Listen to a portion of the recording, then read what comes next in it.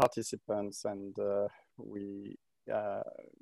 it's probably better to avoid some background noise that we are on mute, except for the speakers, obviously. Just before we start, I want to mention that the meeting is being recorded. So I hope it's acceptable to everybody, but you do have the option to leave the meeting if you don't want to be recorded. Thank you. So look, good morning, good afternoon, and good evening to everybody.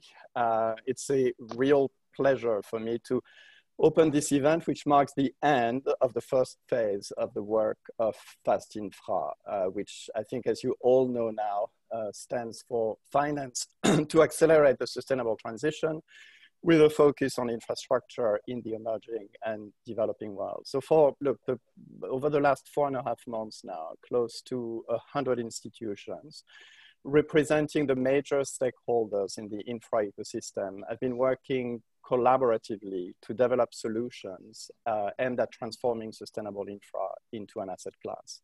And as you will hear, I'm very happy to report that they have made tremendous progress. And we believe that today will not only mark the end of the first phase, but also the beginning of a new phase in the life of this initiative. It's a phase that leads to COP26, and that is focused on the development and on the implementation of the practical solutions that FAST-Infra has been incubating.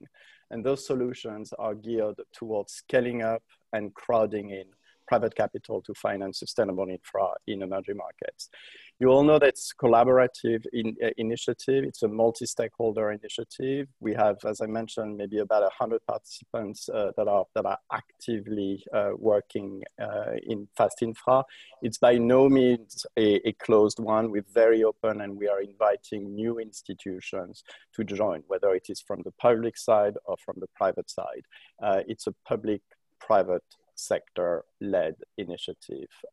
So please join if you haven't done so already.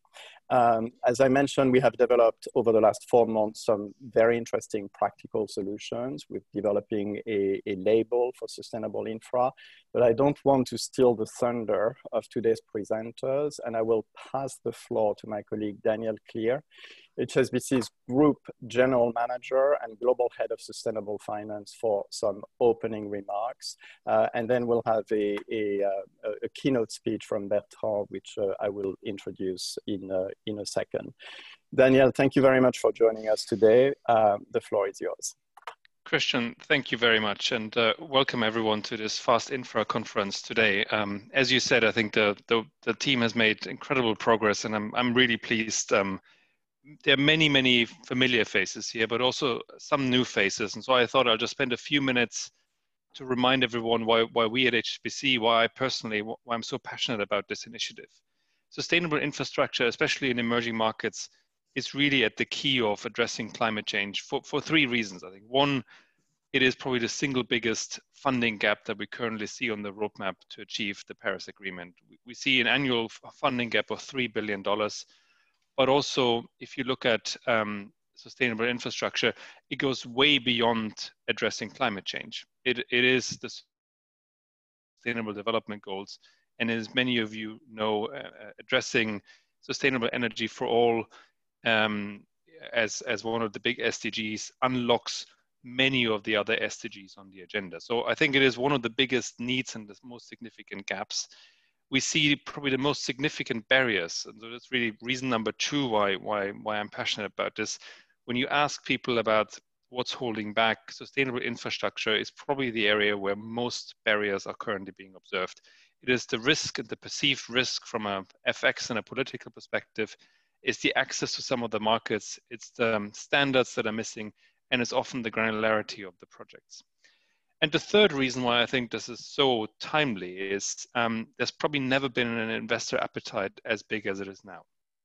And it comes from the perfect storm combining an incredible appetite from investors for sustainable investments. Every survey shows that 90% of investors are now rating this as one of their absolute priorities, but it comes together with negative yields in developed markets. And so the incredible hunger from investors to find long-dated investments that bring yield. And really, I think this is where this is at the core.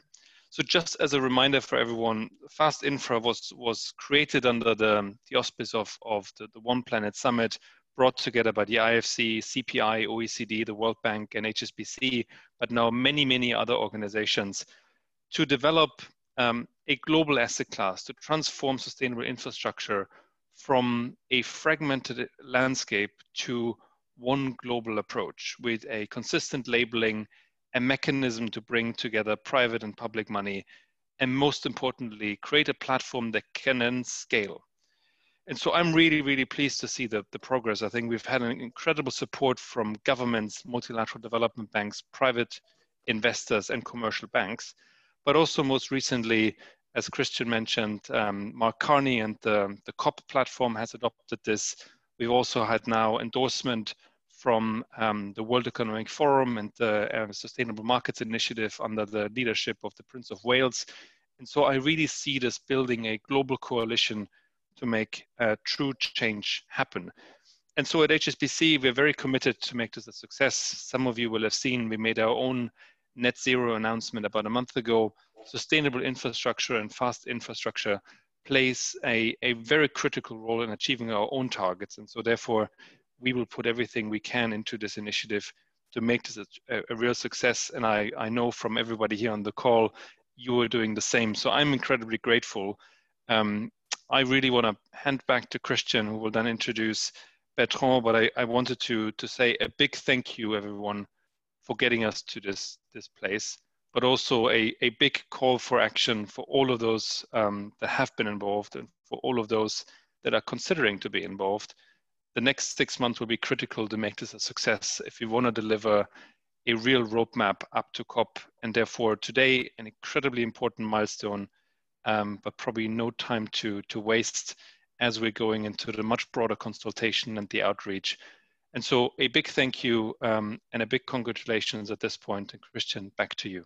Thank you. Thank you very much, Daniel. Thank you for the enthusiasm and the unrelenting support. So thanks a lot. I would now like to introduce our keynote speaker, Bertrand Badre, who is not only a leading voice in the field of sustainable finance, but also a great friend of the FAST-Infra initiative. Bertrand was the former managing director of the World Bank and the CFO of the World Bank Group. He's the founder and CEO of Blue Like an Orange. Working for the World Bank, he was the CFO of Société Générale and Crédit Agricole. He has a long and distinguished experience in finance and now in sustainable finance, as really being one of the leading voices in the field and one of the leading thinkers in the role of finance, rethinking capitalism and putting it into action with the fund Blue Like and Orange. Bertrand is also one of the co-sponsors of the One Planet Lab, together with Lord Nick Stern and Paul Polman, and he is very familiar and has been a great supporter also of FAST-Infra. So Bertrand, thank you very much for being with us today. First, unmute. That's lesson number 1 of Zoom after 6 months. Thank you, Daniel, and thank you, Christian. I will try to maintain the enthusiasm and the momentum that you've created by your opening remarks. It's great from so many perspectives to be with you today, including the fact that I see a number of friends online. It's frustrating to see online. It's better than not seeing you at all. Great to see my partner and colleague Rashad as well. And so many that I will not name one after the other. So it's very difficult to express both my joy and my gratitude today. Let me start with a little commercial detour, Christian, if you allow me. I just published a book called Do We Seriously Want to Change the World? And the book is obviously filled with optimism, but only to a certain extent. That's why seriously is between brackets. And this is what we are discussing today, which brings us seriously out of its bracket. I think what we are discussing today is seriously aiming at changing the world. And I promise that if ever we print my book, I will add the FAST-Infra initiative as part of a new chapter. Thanks to all of those, we have initiated, incubated, socialized, and promoted the elements that together represent the FAST-Infra initiative. This initiative is music to my ears, and in many respects, and it's really fulfilling several years of dreams and expectations. Before moving into the specifics, let me share you a telling anecdote that brought me into the field of infrastructure. It's in February 2014 in Sydney. I was head of the World Bank delegation at the G7, the Finance G7 meeting gathered by the Australians who were then chairing the G20. And it was heavily focused on infrastructure. And I was given the floor by the Australian treasurer. So it was very impressive for me. It was the first time I was speaking with all the big guys around the table. And I had to introduce the topic infrastructure. And I started by saying, we have an alternative here. Either we really focus on, say, what is needed and what can we do, or you ask the World Bank Group to publish a new report on the situation. We know what the situation is. We've been reporting on this for many years, and we will comment on this report next year. And that's really where it started, and where I realized that naturally at that time, even if the Australians have been able to push the agenda a little, there was a tendency to go to report and conversation instead to go to action. And I'm pretty sure many people have similar memories around the table or on this virtual table this morning. So what a difference 6 years make. As you said, it's the end of the initial phase. So it's not the end. But I think we are past the end of the beginning. And I believe we are in many ways moving toward the beginning of the end. And that's why I'm so excited. So first, a reminder, where do we come from? It all started, as Christian reminded us, with the One Planet Lab 18 months ago. At that time, actually, I had a special tenderness for a project called Infra, but I think Vert sounds too French, so we moved to FAST. It's okay, but I think the philosophy is the same. I'm one of the three guarantors with Nick Stern and Paul Polman, as you said. And so I've been very keen on moving forward with real projects.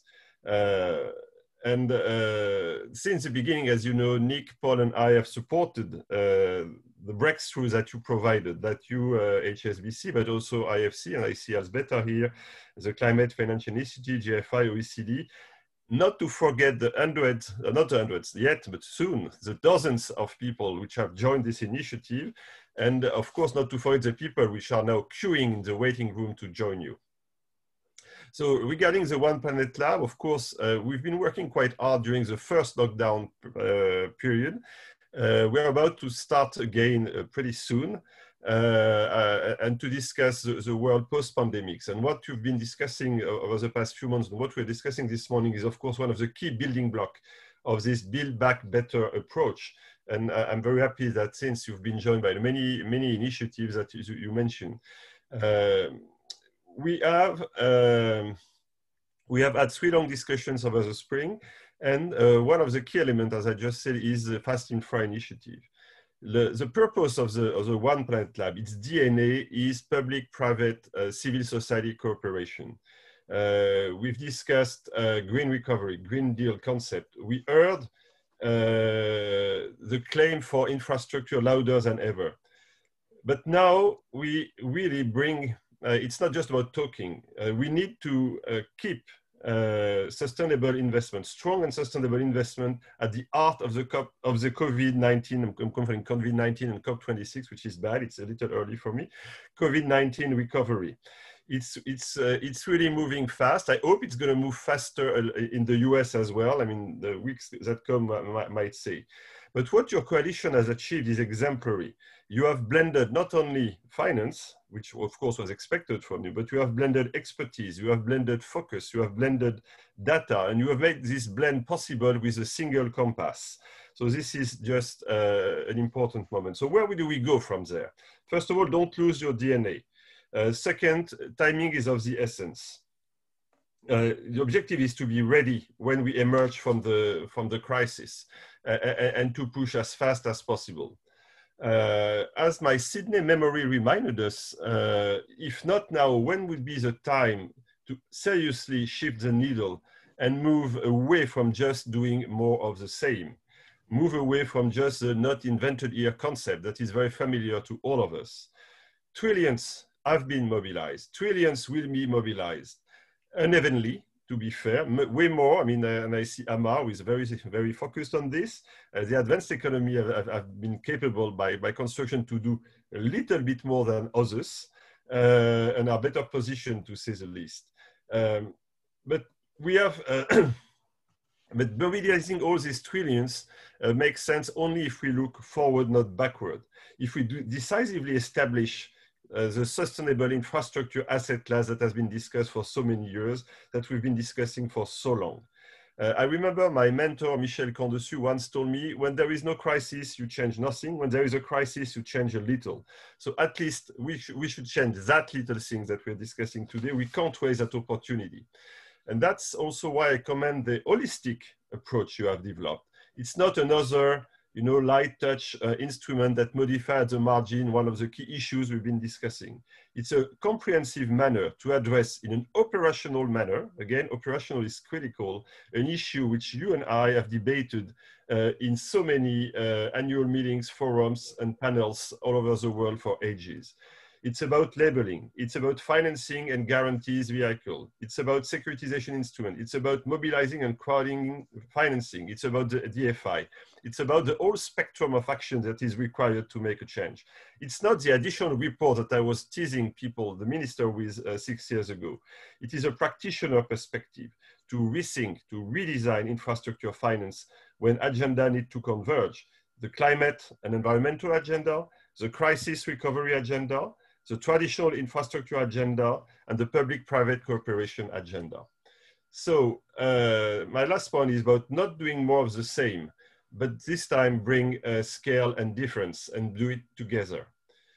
You've mentioned blended finance. I've said it's not just blended finance. Blended finance alone does not suffice. You need to blend a lot of things around the blending of finance. This is not new. I mean, for the veterans in the room, you might remember the conversation in 2015 around the billions to trillions agenda. I hope it's becoming more and more obvious. We need to operationalize, and that's what this is about. We need to scale up, and you say that several times, both Daniel and Christian. We need to onboard the maximum of participants. That's a reality if we really want to move the blended finance out of its niche into something which becomes more and more mainstream. That's really where I think one of the biggest opportunity for FAST-Infra is. We need to switch gear. I've said that repeatedly and not alone. Public money alone, private money alone won't get us to the 2015 agenda. The agenda that was put together in Addis on financing for development, in Paris on climate, and in New York on sustainable development. This is really what is still missing. The FAST-Infra opportunity offers this opportunity, offers this breakthrough. That's the point number one. Make blended finance the heart of finance going forward. Second, the importance of labels and standards. It's too often an excuse. Let's face it. It's too often an excuse. We don't know. We are not sure. We are afraid of washing. It would be so great if somebody could decide for us that this is good, this is bad, etc. I mean, we can't wait like this forever. So I really commend also your initiative to move on the labeling front. And we need to move beyond this. We need to move, I mean, the idea to develop a widely recognized label, to develop standard, but we need to onboard as well all people which are interested in that. Not only the asset manager, not only the DFI, but also the asset owners, ultimately, the funds. Every market participant should be in, and that's really what you're starting to do, Christian, and congrats for that. It's difficult. I mean, it's difficult, it's demanding, because let's face it, there are vested interests behind labels, there are vested interests behind standards, etc. So we can't ignore that, and we have, despite all the hurdles, we have to pass them and go forward. This is a price of comfort. This is a price of trust. And even if it's a pain for some lawyers who might have a little less work going forward if we adopt standardized practice, I think it's worth the pain. Third point is a critical role of DFI, both the international and the national development institution. What you've put together does not deny the importance. To the contrary, it's putting them in the momentum. They will be provided with these new instruments and support, as well as they will provide new instruments and support. As you said, Christian, mobilization and crowding in is more than ever the name of the game. We know the ins and outs of this. We know that it's not perfect. We know the tricks. We know everything about this. At least I know. I was paid to compute figures at a certain stage. But I think it's time to move to a new stage, and that's what FAST-Infra is about. Let me highlight in particular the possibility for DFIs also to manage their portfolio more proactively. I think it's been discussed also for many, many years. I hope this will really open the door to something different this time. And of course, Alzbeta, it's not meaningless for me to see that IFC has played such a leading role in all of this. Last but not least, we should not forget the emerging and developing economies. They must be central to our thinking. To be honest, 2020 has been very disappointing from that perspective. Very disappointing. I mean, you remember the first G20 this spring, which after weeks of pressure finally agreed to suspend the service of the debt to the tune of 14 billion, 1-4, whereas the World Bank, the UN, etc., estimated the cost of the COVID crisis to the tune of 2.5 to 3 trillion. And what happened during the last session was a little bit more positive, but still not there yet. So we have to be focused on the emerging and developing economies. That's where the difference will be made. We can't, again, as I've said many times, do more of the same. We will see the new battle around the vaccines. I mean, people were very happy, and the stock exchanges, markets have jumped because the vaccines would be available soon. But then people saw the footnote. Yes, it's going to be available in Europe and the US and Japan elsewhere. But there is still a question mark on how to bring this with the COVAX initiative to the rest of the world. So real recovery is not really there yet for the emerging and developing economy. Allocation of capital is not yet optimal. It's kind of okay in the EU and US, in particular because of the policy mix that has been put in place to avoid the collapse of this economy. But it's more difficult in the emerging and developing economy. It's not only a moral or political imperative. It's not only just the famous build bridges, not walls.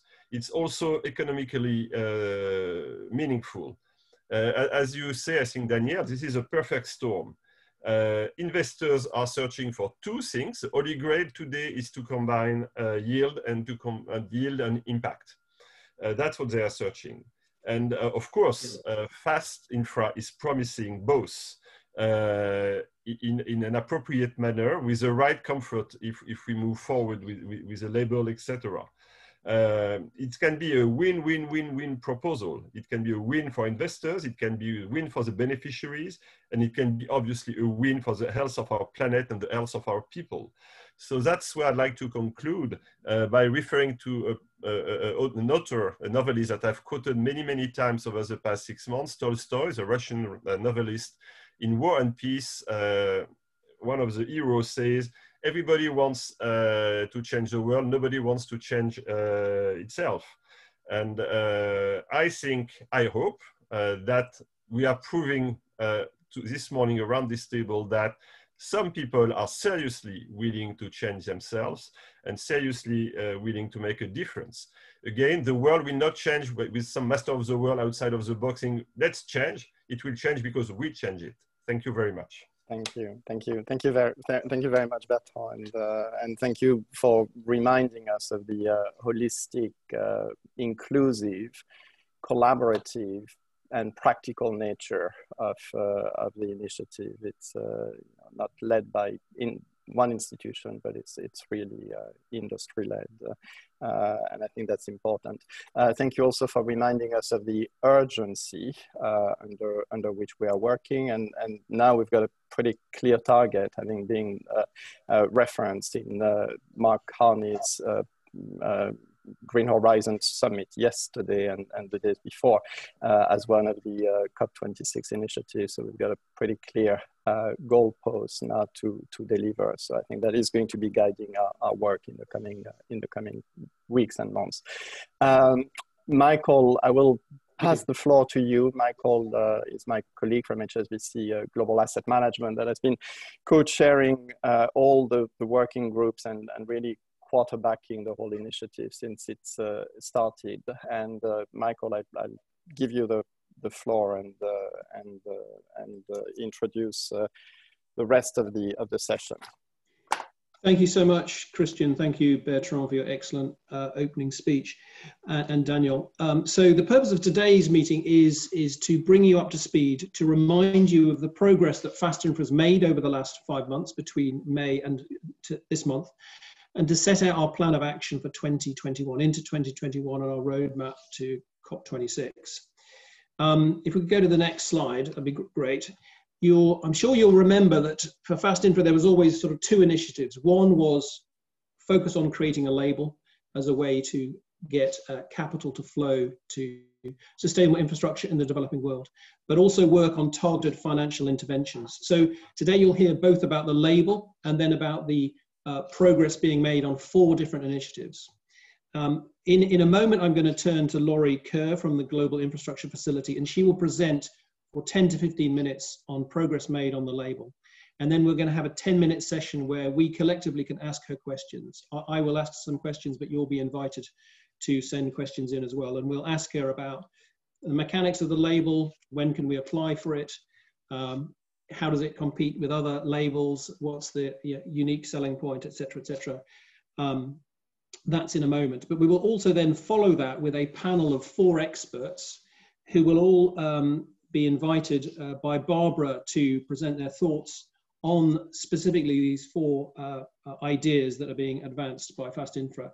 Just to run through them quickly, we've done a lot of work on a technology-enabled securitization platform. We're in touch with some very clever tech people who are thinking of using AI to capture the key terms of project finance documents, capture this data, which is normally dispersed, and then use it in a very innovative way to help with securitization and move the market forwards. That's one idea.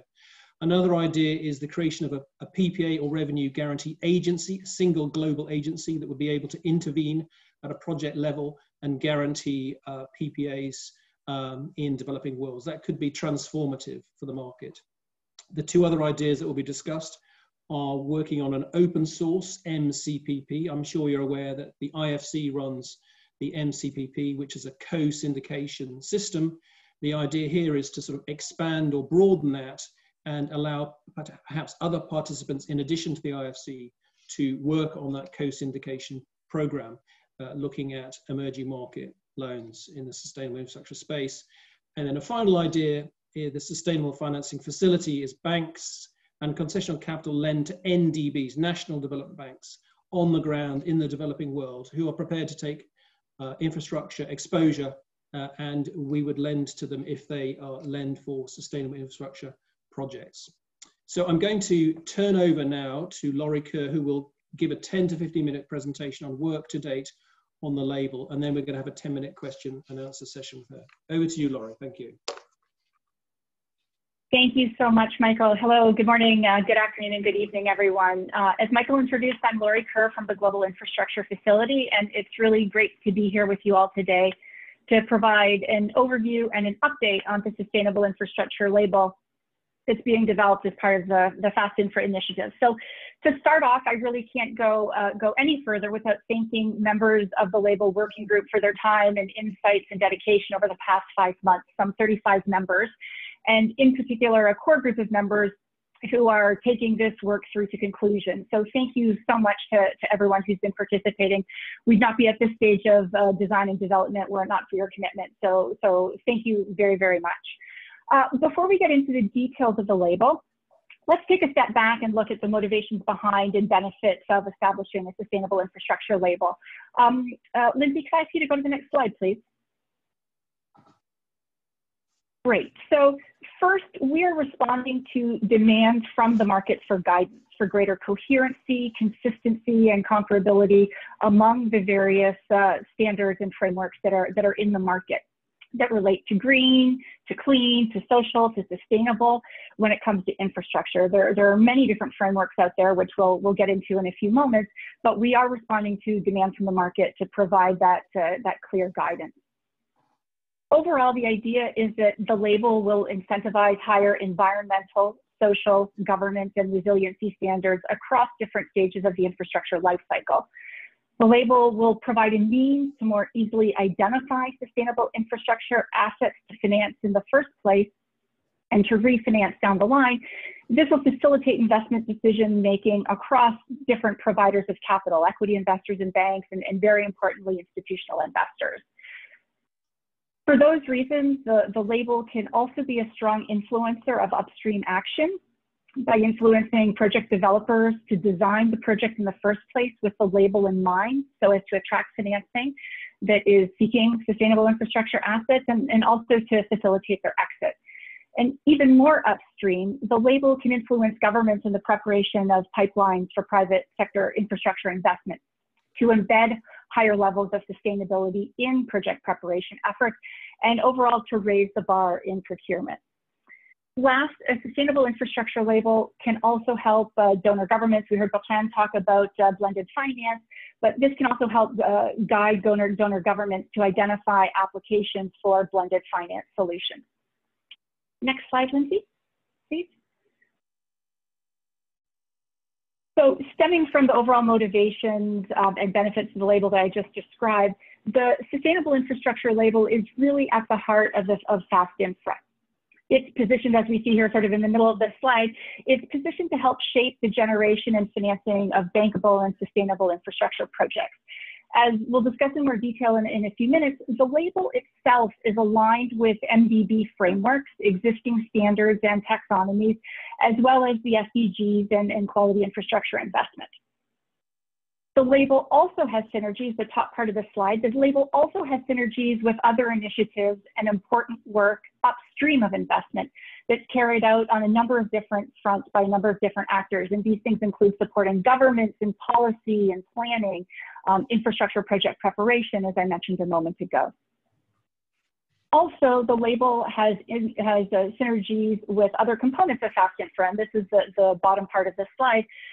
That focus on mobilizing investment downstream. For example, as Michael had mentioned, the label about these targeted financial interventions, which you'll hear about later on, the label could be included as part of the eligibility requirements for financing underneath one or more of those interventions. So again, the label is really kind of at the heart of FAST-Infra and synergistics with things upstream and components downstream. Next slide, please.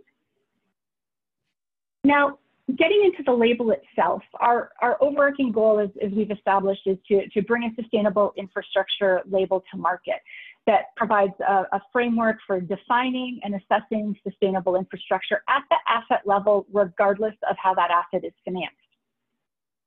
However, it's really important to clarify and make clear that the idea behind the label is not to introduce a new standard in the market.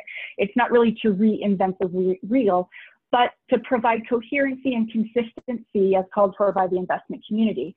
And as a starting point at the outset, well, more than a starting point, really kind of inspiration, we recognize that there are many good frameworks already out there. So we're building off existing credible frameworks and standards and taxonomies that are already in the market. We have mapped some 18 frameworks as part of the work that we've done, from the Multilateral Development Bank to international standard setters, the EU taxonomy, among many others. So the label is underpinned by reference to these existing standards and frameworks. And from this starting point, again, in recognition that lots exist in the market, from this, we've embarked on what I like to refer to as a curation exercise in terms of coming up with the components of the SI label framework. Next slide, please. So now let's get down to some nuts and bolts. First, we've come up with a list of infrastructure assets that lend themselves to being sustainable. Assets such as renewable energy, clean transportation, water and sanitation, green buildings, and so forth.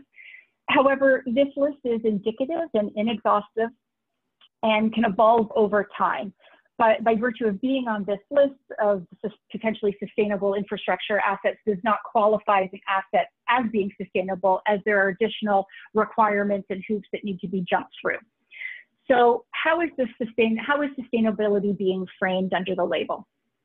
So to begin with, we've identified or defined 4 dimensions of sustainability: environmental, social, governance, and adaptation and resiliency. Each dimension includes a series of criteria, and so far we have 14 criteria that taken together define sustainability under those dimensions for the purpose of the label. These criteria include things such as greenhouse gas emissions, biodiversity, climate risk, inclusivity, transparency, and accountability, among others. And we've drawn this list of criteria from the many reference standards and frameworks that we mapped, as I mentioned on the previous slide. So we've got dimensions, we've got criteria, and each criterion includes a series of indicators or key performance indicators that are drawn from those existing frameworks. So that's essentially how the framework is being set forth. There will be a baseline or floor, minimum compliance with which will be required. And this looks like IFC performance standards plus some gaps filled, plus contributions towards sustainability dimensions and criteria that reflect the raised ambition that we are seeking through the label beyond do no harm. The label will, of course, include ongoing robust reporting and disclosure requirements, and external assessments by qualified service providers are strongly encouraged underneath the label. We're formulating the label's governance right now along the lines and very much inspired by the structure around the green bonds, social bonds, and sustainability bond principles. And of course, last but not least, we recognize that the framework will evolve over time as the definition and as the approach to sustainability evolves over time. And the evolution of the criteria and the indicators that will set forth initially in the market under the label will be subject to the government set forth in the overall framework, and again, is intended to evolve over time. Next slide, please. So in terms of next steps and timeline, we're in the throes right now of reconciling additional feedback and input that we've gotten from the working group members. And we intend to circularize the revised sustainable infrastructure label framework for additional comments and some targeted discussions in December. In the new year, we're looking to unveil the label framework with the idea to expand consultation with the market to receive additional feedback and garner additional support for the label, with the objective of launching the final ultimate label soon thereafter and gain momentum towards COP26 in November. So on a last note, as we move into public consultation, and of course we invite all of you and encourage feedback and participation on the label in the consultation process. Just to mention that the label and the consultation process will be hosted on the website of Climate Policy Initiative. So thank you so much to CPI for that. More details will be provided at the launch of the consultation period. And again, we thank you in advance for participation and really encourage the feedback. The success of the label is really rested and grounded in the feedback that we receive in the market as something that is doable and something that is aspirational along the lines of sustainability. So I will stop here for the moment. I hope that this has been a helpful overview and update. But before passing it back to you, Michael, I'd like to invite Chantal Thompson, Green Finance Manager at Carbon Trust, who's been part of the working group, an intimate part of the working group, to share some thoughts on the SI label. Chantal brings a lot of really great experience. Again, has been a really integral part of all the work that's been going on. So Chantal, I'd love to pass it over to you to share some thoughts and reflections. Fantastic. Yes, absolutely. Thank you very much, Laurie, and thank you for giving me this opportunity to share some thoughts and reflections of all of the great work that's been done over the past few months. So for those that don't know me, Laurie's introduced me, thank you very much. I'm Chantal Thompson, a manager at the Carbon Trust in our Green Finance team. And for those that aren't aware of the Carbon Trust, we're a mission-driven, not-for-dividend organisation with a mission to accelerate the move to a low carbon economy, or a sustainable low carbon economy, I should say. And so hopefully that makes it very clear as to our motivation and enthusiasm and excitement to be involved in this initiative. So a few thoughts. So the Working Group 1 has brought together an incredible level of expertise from many different organisations. I'd like to echo something that Bertrand said earlier in his comments around the ability of FAST to bring together these organisations has been incredibly powerful. And you know, I've been involved in a lot of different programs trying to bring together stakeholders to make things happen. And it's very hard to keep people engaged and committed, and the level of commitment has been tremendous. And I think that's a testament to Laurie, Carmel, Hayden, and Michael, and you know, driving for consensus in this working group. Also, the belief we have in the power that it can achieve. So, a few thoughts on different challenges that we've faced and key considerations. Laurie's mentioned it in a great deal of detail. You know, sustainable infrastructure, we're not the first to this topic. There is a very complex and sophisticated ecosystem of actors in this space trying to make assets sustainable, whether it's from monitoring and verification, asset appraisal and valuation.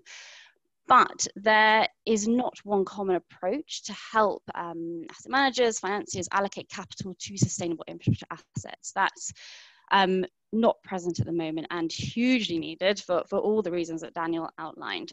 So how have we done that, and how can we do that in a way that's not reinventing the wheel?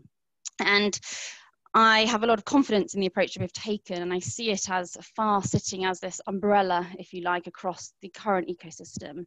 We're developing these criteria with a set of descriptions and requirements with indicators. But to actually achieve those will require many different methods and approaches, which will hopefully leverage all the incredible work that's done and not replace what's already being done. But what will be great is to get that feedback through the consultation, how that will work in practice. But I have a lot of confidence that this can really leverage the work that's already being undertaken. But the main, I think, achievement this has to get is scalability. And I think the way we're following in the footsteps of the success of the ICMA green bond principles and the market that has exploded as a result of that will lead to, I've got 3 C's here: comparability, consistency, and coherency around how assets are appraised, and to give investors that confidence that they need. And so introducing that approach that we're taking, leveraging the market, allowing the market to decide, having this, as I say, umbrella approach and standard, will hopefully allow for scalability and global acceptance of this approach, and for it to evolve going forward. So yeah, very happy to see how that has been developing. A final comment around, you know, this is a public-private partnership. Sorry, and I think it's testament to all of this incredible ambition and commitment that we're seeing from everybody involved, that there is a huge opportunity here. It's not just the right thing to do. There is huge opportunity for the private sector, and the principles that we're developing as part of Working Group 1 will allow verifiers to come in at that project level. The private sector are going to have to get involved in supporting these projects on the ground. A whole lot of innovation has to happen to develop truly sustainable assets. Governments are going to need support in actually applying these principles in their consenting processes and in their infrastructure pipeline. So I think it's very exciting. There's huge opportunity, and you know, a fantastic public-private sector collaboration. So I think, you know, we've still got a lot to do in our working group. We've still got a lot of hard work to do, but we're at a fantastic place. You know, we're really taking on a big challenge. Infrastructure assets sit across a whole load of actors, which has already been mentioned. You know, we need to mobilize the product developers, the asset owners, the financiers, the governments, and the development banks. And it's great that they're already very involved. So we've got a lot of work to do to take this from literally ideas on a bit of paper into reality. But I think the power of our consultation and the road testing over the next year will be incredibly important.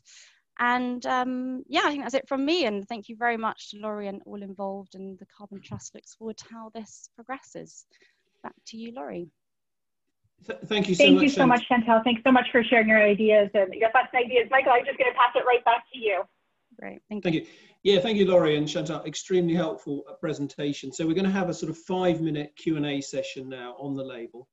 I'm going to start off with 2 questions, but please, if you have questions on this, put them into the chat and they'll be relayed to me. But this is, I guess, for you, Laurie. So if I understand what you're working at, there are going to be 14 criteria under 4 dimensions. So if you're in the developing world, you're a developer, you're a host government, you look at the document and you say, okay, for my asset to be considered to be sustainable, I need to act or consider these 14 criteria. So what happens, my question would be, if my asset scores well against 12 criteria, but badly against 2? I mean, what are the trade-offs that you're thinking about in relation to awarding the label? Thanks, Michael. Thanks for the question. So indeed, there's, as I mentioned, there's the 4 dimensions, the 14 criteria, and then the associated suite of indicators for that. The current approach to the label is that, we recognize that different criteria are going to be applicable to different assets. Different indicators are going to be applicable to different assets, or material to different assets. So there will be some thought process and trade-off sort of between what is the most appropriate approach for any individual project. It's not a one-size-fits-all. It's not every asset needs to comply with 100% of everything underneath the label. That's just not feasible. But we're providing that flexibility and those choice options depending on the particular asset in the way that the framework is being developed. At the end of the day, because there will be the ongoing reporting and disclosure requirements, it's really up to the market to decide in terms of the level of sustainability. There was, quite a lot of conversation earlier on as, within the current framework of the label, should we it could include, gold, silver, or bronze, or light green, dark green, and really dark green, or ABC in the label. And the idea at the outset is there's a whole market out there that deals with, externally assessing infrastructure assets. And so the idea would be that through that disclosure and reporting, the level and the compliance or the contribution against the different criteria will be made available. And then it's up to the investors and the financiers to determine, what level of sustainability, just like what their credit risk appetite, what is the sustainability risk appetite, again, above a floor, above a baseline, because there will be required contribution against the different criteria. So we wanted to be sure that we're practical and building in flexibility, but also making sure that we are, market driven and providing the ability for choice amongst market actors. Okay, great. So you're having a consultation period which begins in early January and maybe 45 to 60 days. Looking ahead, now, if asset owners or developers want to declare their asset as sustainable, according to the FAST-Infra documentation, where would that data be held? I mean, it's quite important looking ahead that if we're creating a market and assets are being declared to be sustainable according to your label, there may be independent verification provided by verifiers, perhaps away from FAST-Infra, but the data needs to be held somewhere. Are you having conversations about that? Because that would be a sort of key part of creating a market infrastructure around this. Yeah, absolutely. Again, a really great question. And indeed, it's something that we're discussing within the working group and sort of within FAST-Infra, the FAST-Infra team itself. Where does, so there is the reporting and the disclosure piece, but where is the actual data held? And so some of the conversations, it hasn't been decided yet or hasn't been proposed yet, because again, this will go to the market for discussion. But we've been having conversations around what has happened with the green bond principles. We've been talking to various let's say platforms and potential data repositories in the market to see how they might play a role in this in this overall framework.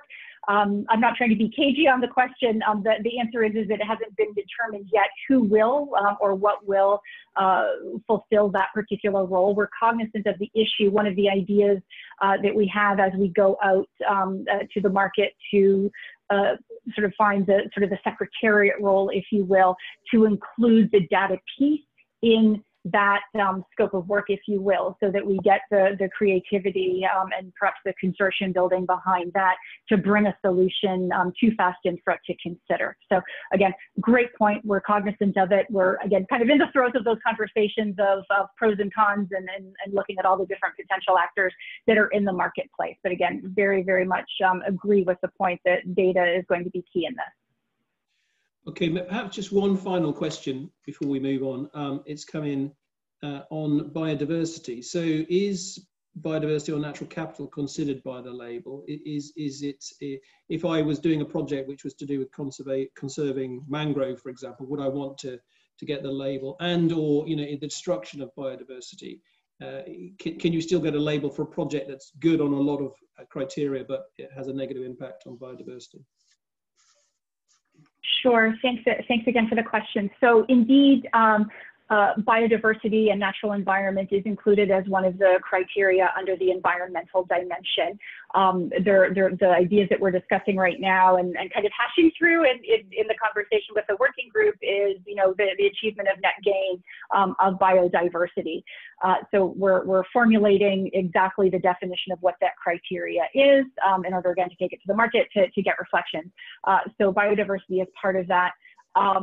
The second part of it is that as I mentioned, there's going to be flexibility and optionality among the different criteria and among the different indicators that will be presented as part of the framework. However, an underlying part of that framework is that there needs to be no significant harm across all of the different dimensions and all of the different criteria. So again, we're trying to keep that baseline and that floor higher. So we wouldn't, so if biodiversity were negatively impacted, then that would violate the principle of do no significant harm. And so that would be something that wouldn't sort of qualify for the label under the way that it's being put forward right now. So again, we're trying to keep that higher bar, that raised ambition across all of the dimensions and criteria.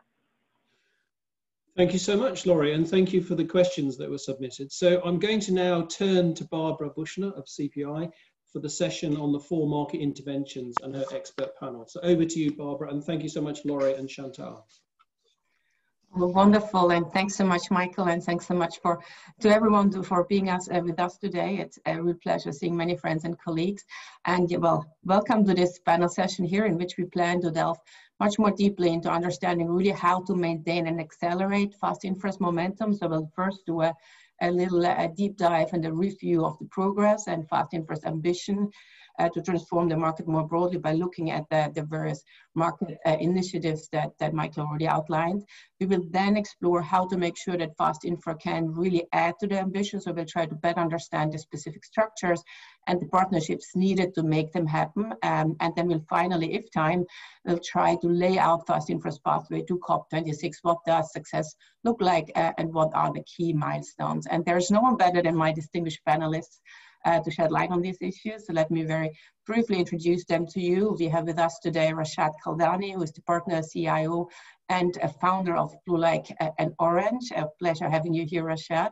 We also have Thierry Deau, who is the CEO of Meridian with us. Thierry, great to have you, and thanks for taking the time. We have Alzbeta Klein, Director and Global Head of Climate Business at IFC, and certainly a key force behind FAST-Infra. So it's wonderful having you with us this morning. And we have last but certainly not least, Fuat Savas, who is the Executive Director of JPMorgan, and a really key driver in thinking with us through how to include NDBs as a key force behind FAST-Infra. We have a little less time than expected, given that we're running a little late, but we want first to really dive into the substance, but make sure that we have enough time for some Q&A. So please, as Michael said before, if you have questions as we are talking through some of the updates, please put them in the chat functions as they come.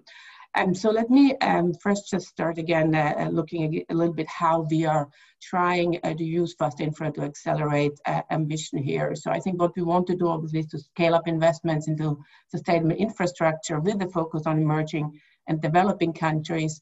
And this will be done in two ways. First, introducing a sustainable infrastructure labeling system. And Laurie has thoroughly talked us through that. And I'm very excited about all the progress that we heard about today. But secondly, by undertaking targeted market interventions and financings, which I wish to delve into a little bit more in detail now.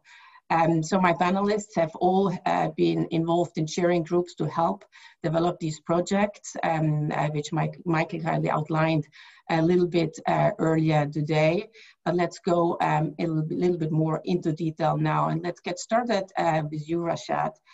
You have been sharing the group on the technology-enabled securitization platform. So can you just give the group here a little bit an update on more details of this project, what it aims to achieve, and where we are right now?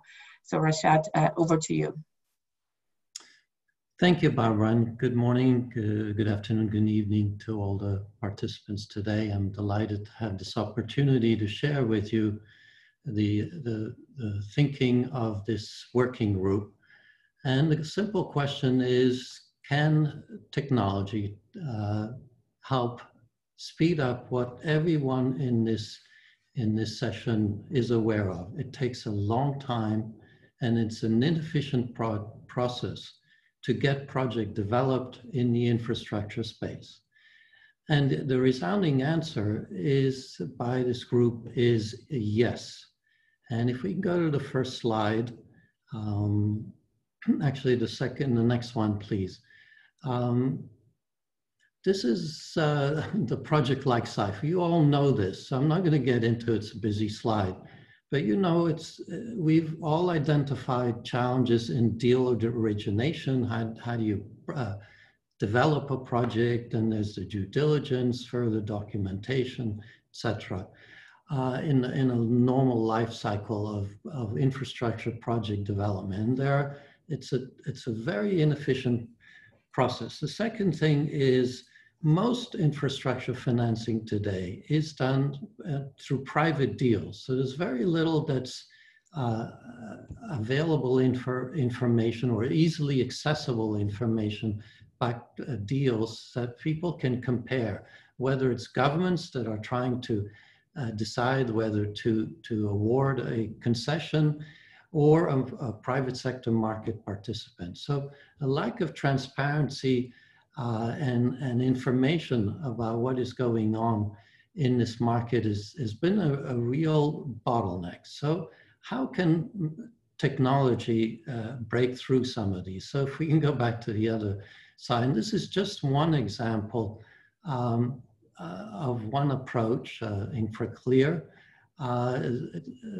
a proposal. It's to establish a platform with widely known rules and open access with standardized tools, and use artificial intelligence to capture key terms of project finance deals. And Infraclear has found a way to actually mine the data that's out there in a myriad of ways to create what they call data utility, and then build services on top of that data utility. You can capture information on portfolio, how have transactions actually panned out, create what-if scenarios, allow governments to compare projects, but also the private sector to compare projects and much more quickly than currently they are able to come to decision making. And then to build on this platform, to build on what Bayfront, a company based in Singapore, which has led to and issued a path-breaking securitization of infrastructure assets, financial assets in Asia, to allow more rapid creation of project finance CLOs. So the whole point here is to have easily accessible project data tools to streamline the monitoring, reporting, and project development activity and boost transparency. So the ultimate goal here is a series of publicly traded debt instruments that would allow for increased transparency and encourage, it's a market pull towards more harmonization of approaches. What are the terms? Today they are bespoke, but in fact, when you look through the bespoke deals, there's a lot of similarities, and that's what Infraclear is trying to mine, again, is by comparing these, is to mine what's similar and then to share that with the world. So the next steps are to bring interested parties, and there's been a lot of enthusiasm with this technology-enabled approach to come together, build on Bertrand's path-breaking securitization in Asia, build on what you heard, this labeling effort. That's all converging towards harmonizing the approaches. Build on existing platforms, whether it's Infraclear, Source, and many others, and bringing together the asset developers, the hard asset developers, but also the developers of the financial assets with purchasers of these assets to create a tech-enabled platform that will allow for much faster project development, project finance capacity, and build a series of publicly traded financial assets, CLOs basically, that will bring much greater transparency, and will have that pull towards more greater harmonization. So it's a virtual circle here that is being proposed. Thank you very much. Thanks so much, Rashad. And I think certainly lots of progress, a very powerful application of how to use technology really to break through some of the complexity and the information and bottlenecks that you're seeing using this artificial intelligence and securitization. So thanks for the update here. But let's move on, and actually Thierry, let me hand over to you. You're chairing the PPA and Revenue Guarantee Group. So can you just give us a quick update of where we are there and what's the current status of that project? Thierry, over to you. Sorry, unmuting is always better. Thank you, and I see that we have the slide, but in a nutshell, this originated from the idea that all of the participants realized that in energy projects, in particular in the emerging markets, there were a real issue about making payments from off-takers current. And from there, we've broadened the topic. But so this off-take revenue guarantee now has a code name called GREG, for Global Revenue Guarantee. And it is, the purpose is to provide basically guarantee for liquidity for this project to accelerate their financing and basically upgrade their rating to a certain extent. It is aimed at being a public-private partnership because obviously such guarantees will need to be affordable, and this is where some blended finance ideas come into place, and such guarantees will also need to be distributed across emerging markets, possibly with the support of the MDBs or the regional banks or even the national development banks that are involved in this market. So you have there on the slide a quick snapshot, but it's nothing complicated. It's how do we scale up the ability to really upgrade the rating through the projects of those many off-takers that are not quite capable of delivering all they can deliver. And I'll stop here. Fantastic. Thanks so much, Thierry, and very pleased to meet Greg. And again, I think it is certainly important to build on what's already been done and keeping it simple. So I think it's great to see the progress as well from your group.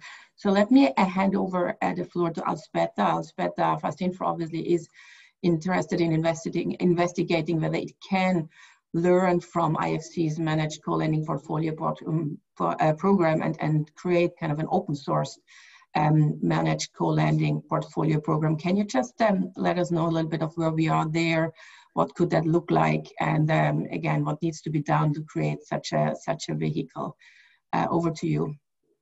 Thank you, Barbara. Hi, everyone. It's a pleasure to be here with all of you, and just delighted to see that we got to this stage. Next slide, please, if I may. So first of all, a clarification. MCPP is not a trademarked name, but it's a name that we have used first time in IFC. And I am delighted that in 2012 and 2013, I was chairing the new product committee and I approved MCPP as a concept. And I'd like to share with you that when we started it all those years ago, we thought it would take us about 3 years to deploy the first tranche of funding. It took us less than 18 months to do so because the concept proved very, very valuable. So what we are trying to do here is not necessarily to replicate what IFC has done in the past, but learn from what has been done and extend it for the purposes of sustainable infrastructure. And we call it open sourced MCPP. So let me tell you briefly what this busy chart wants to explain. It is an extension of the managed co-lending program, which is a syndication platform for debt investment. And instead of a bilateral structure, which we piloted in IFC 7-8 years ago, this proposes to have an open platform with various sources of origination, so mostly from regional development banks and from investors such as insurance companies, sovereign wealth funds, with predetermined investor criteria. And we are working very closely with a working group one, with Laurie and Hayden's team, so that sustainable infrastructure label can be used as part of the eligibility criteria for those investments. Now, given the multiple parties in the structure, as you see investor groups on the right-hand side and borrowers on the left-hand side, it is important that we have an intermediary entity that could act as a facilitator to manage that portfolio. And in the structure, various development banks could take origination role as highly trusted organizations with all the funding and pre-screening for all the ESG, potential risks of ESG. And this approach would provide investors with direct access to the portfolio of loans originated by those development banks in emerging markets, for which they perhaps had little knowledge or little presence in those. So if you look at the group of investors on the right-hand side of this slide, they generally today do not have access to the borrowers on the left-hand side. And this vehicle basically connects them so that they could work together. Next slide, please. So what's in it for everyone, right? Why do we want to even think about it? So first of all, for borrowers, during the past 6 to 9 months when we restarted working on this initiative, we are seeing that some borrowers still have reasonable access to funding and some don't. But we did hear that a label, sustainable infrastructure label, would allow for increased access to funding and increased access to different pools of funding. When it comes to investors, as I mentioned before, this is the ability to access emerging markets for a large group of investors that would not have that access available at the time. And it would obviously achieve diversification, which is very, very positive in our portfolios. And again, drawing on the performance of IFC over the past 60 years, we see that diversification in emerging markets plays a major role in determining performance. This would avoid the need to build origination functions. Development banks and FIs in emerging markets have very good origination footprint, and it's extremely hard and costly to replicate the origination structure that is currently in place. So this initiative harnesses the origination that we currently have through national development banks and through financial institutions and connects it to investors. And when it comes to originators, obviously it enables development banks to do more and larger transactions because they bring funding. It allows expanding on a proven solution to mobilize new sources of financing for development. And here I'd like to draw on what Bertrand got us started on this morning.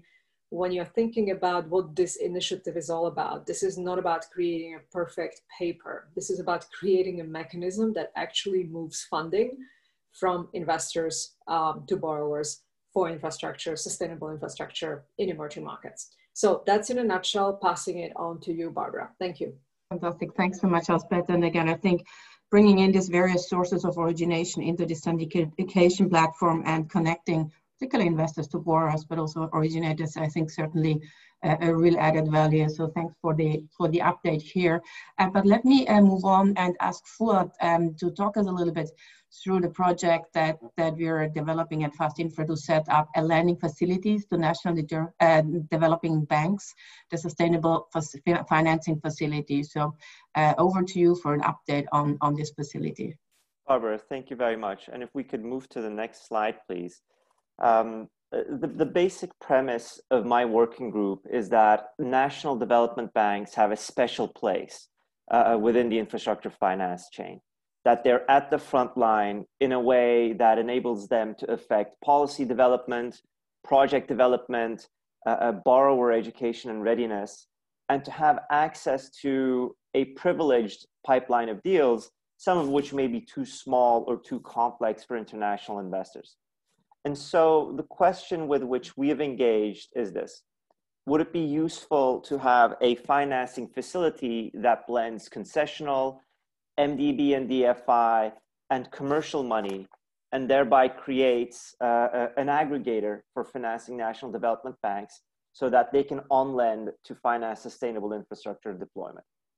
And so you can tell any source of concessional capital or institutional investor looking for sustainable infrastructure opportunities, this is the address for sustainable infrastructure finance. You don't need to try and reach into the individual projects themselves and wrestle with project finance and structure and local law. You can instead finance this facility that funds national development banks that are very much aligned with the sustainable infrastructure label.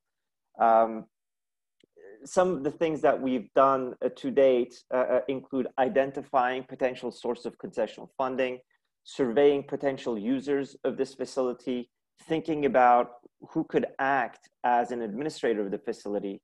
And really the next steps for us is finalizing the architecture of the facility, negotiating financing terms with potential financiers of the facility, as well as potential users.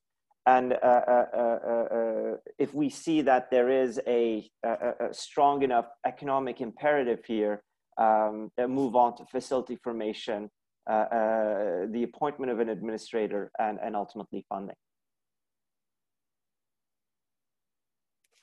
Great, thanks so much for this, Fuat. And again, I think the key role of really going like wholesale and really making sure that you can scale the activities of NDB. So thanks so much for the update here.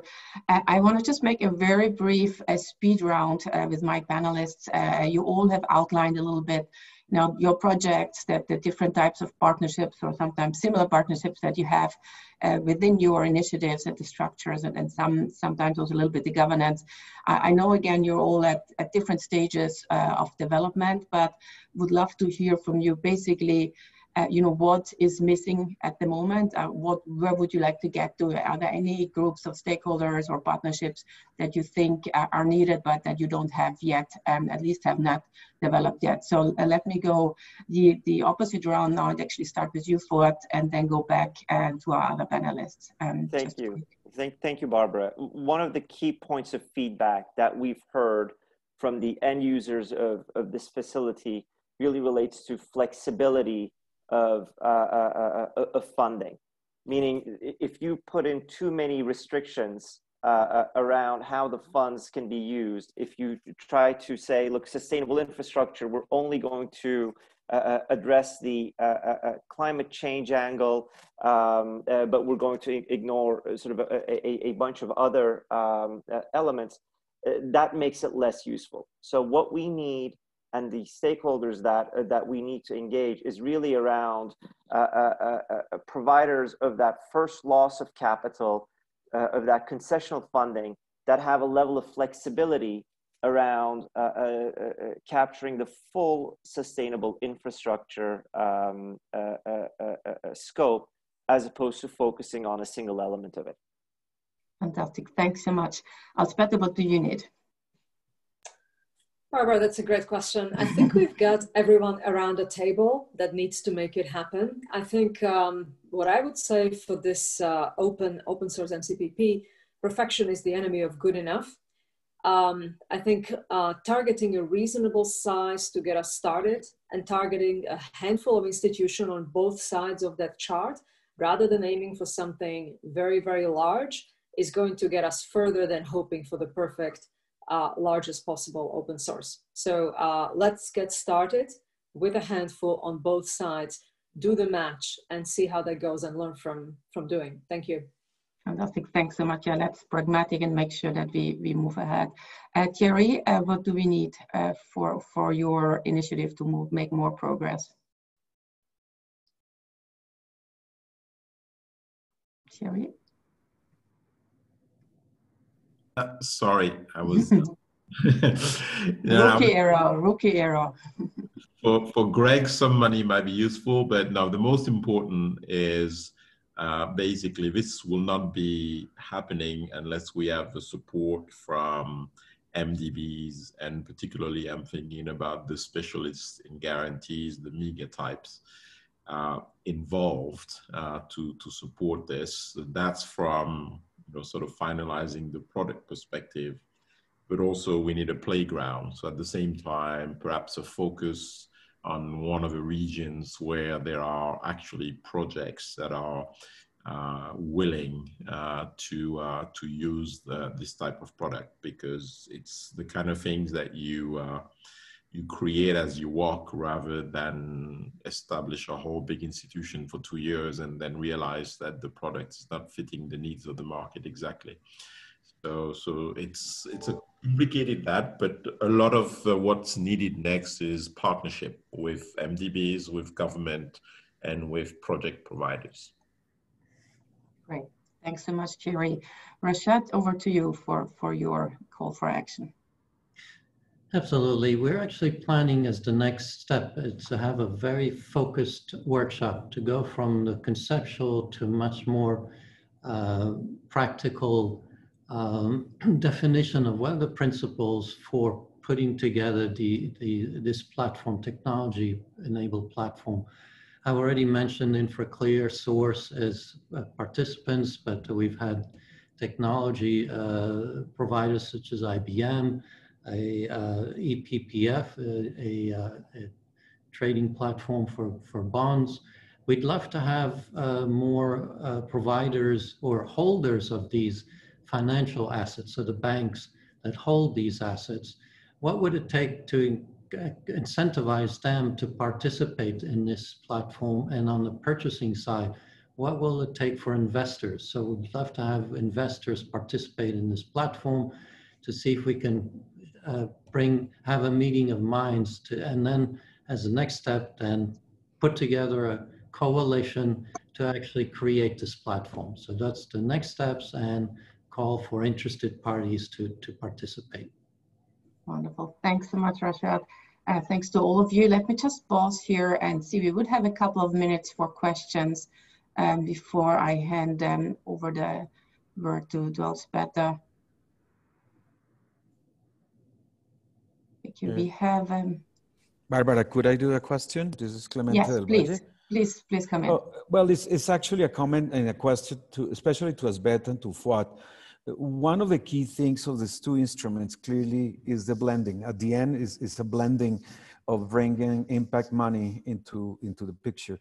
When we had a meeting with Fuat, for example, with FDN, one of the, let's say, complaints that they had was the cost of the funding, that it was coming at a higher level of the comparable alternatives they had.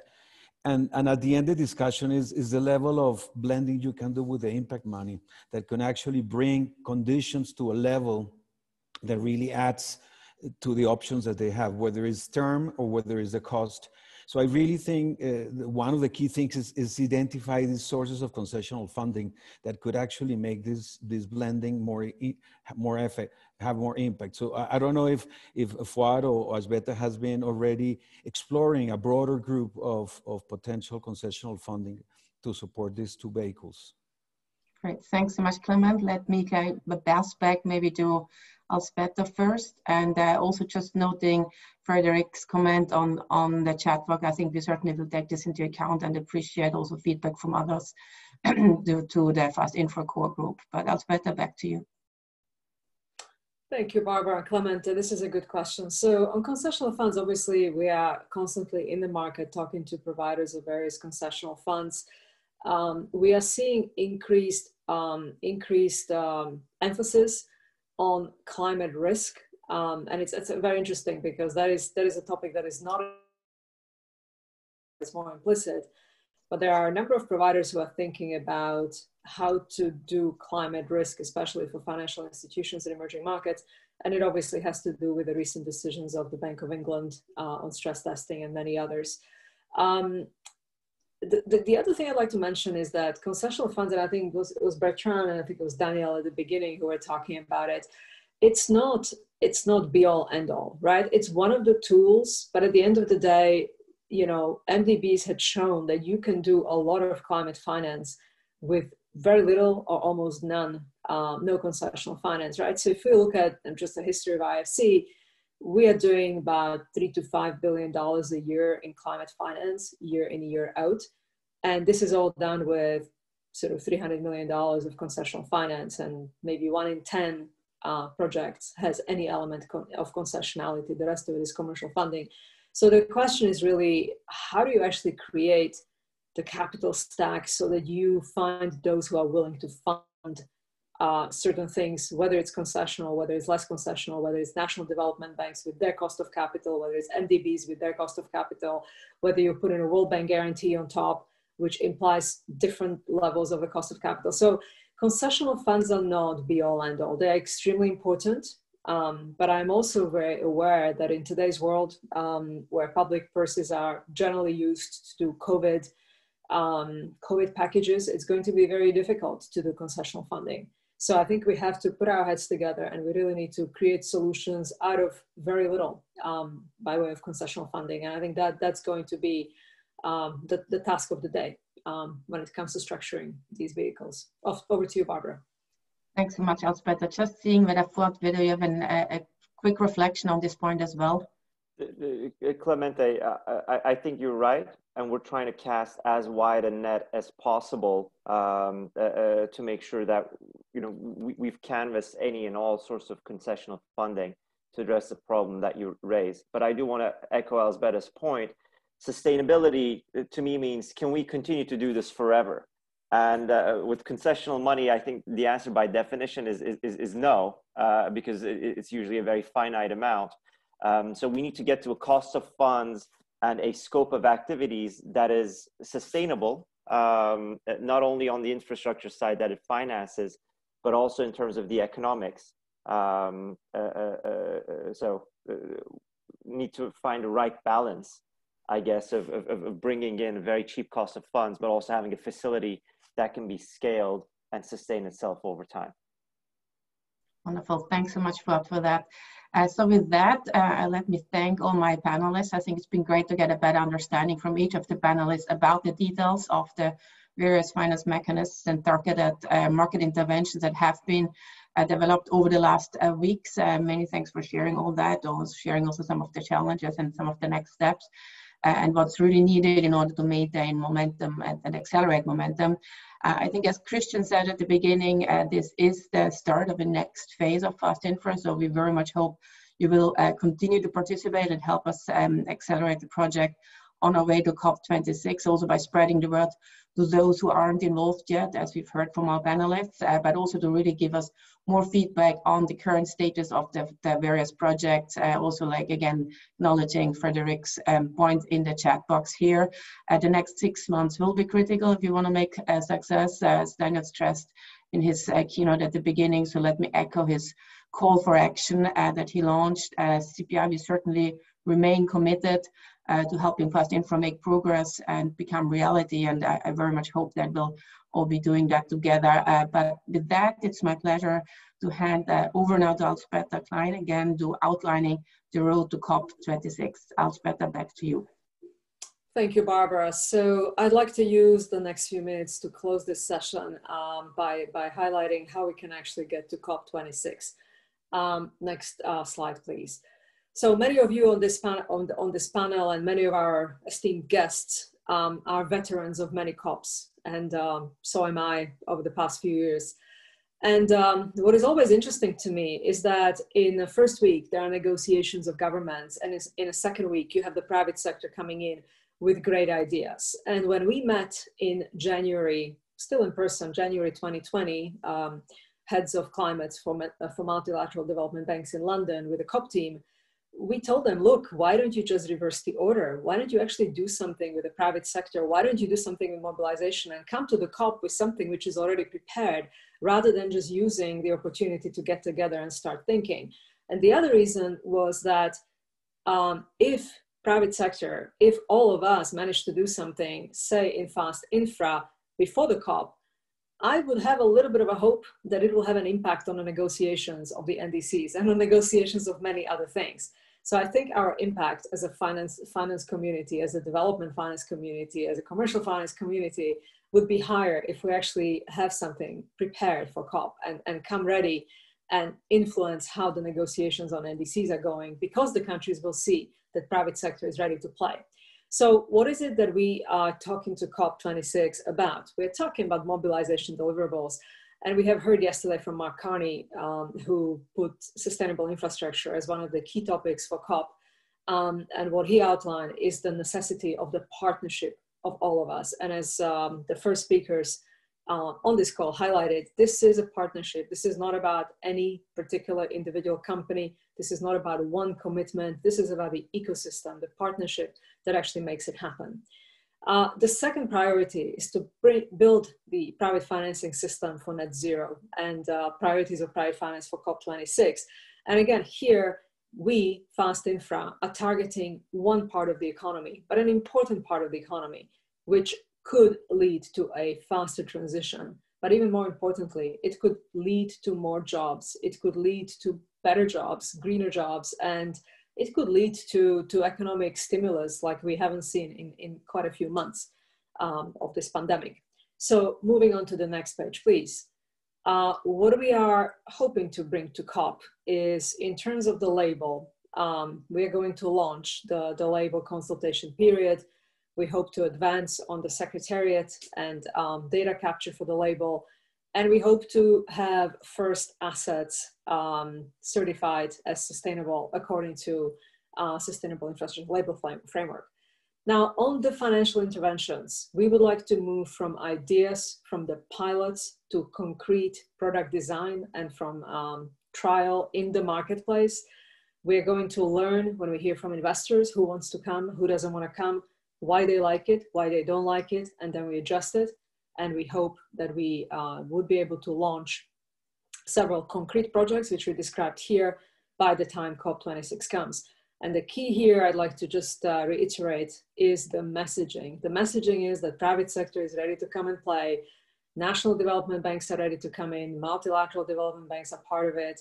Commercial banks are part of it. Investment banks are part of it. Insurance companies are part of it. So we can create ecosystem that actually increases flows of finance to emerging markets for sustainable infrastructure. Very simple North Star, but I'd like to thank all the partners in this initiative who have been working very collaboratively over the past year and a half to get it to where we are today. All of you on a call who are not part of working groups, who are not part of the initiative explicitly, we would like to invite you to join us. This is a collaborative effort, and it's an effort that has very, very clear deliverable. And that deliverable is obviously for COP, but it's not just for COP, it is for emerging economies, it is for sustainable infrastructure, it is for jobs, and it is for growth. So with that, I'd like to thank all of you for joining us today.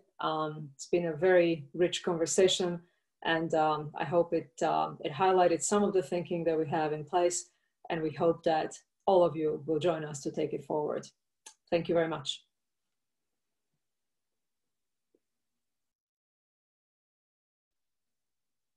Michael, closure.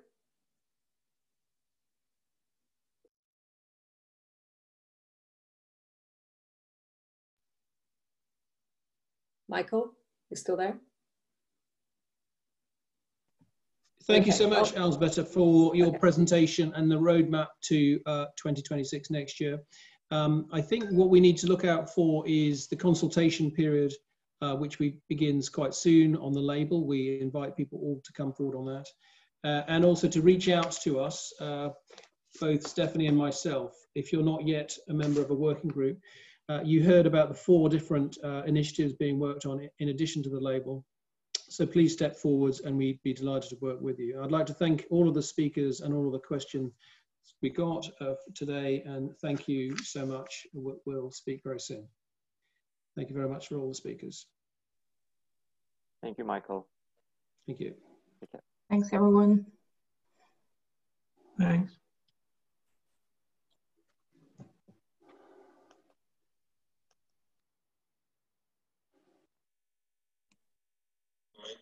And reiterate our partnership. Thanks, Michael.